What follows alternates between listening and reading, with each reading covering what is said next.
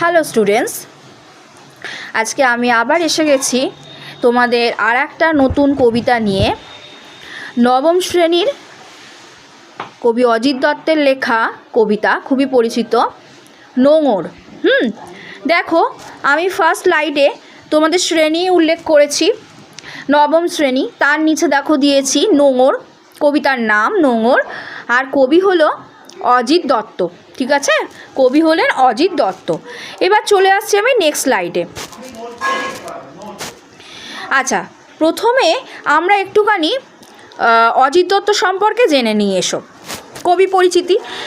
তো অজিত দত্ত 1907 সালে জন্মগ্রহণ করেছেন, আর 1979 সালে 1979 ওনার জীবনাবসান ঘটেছে।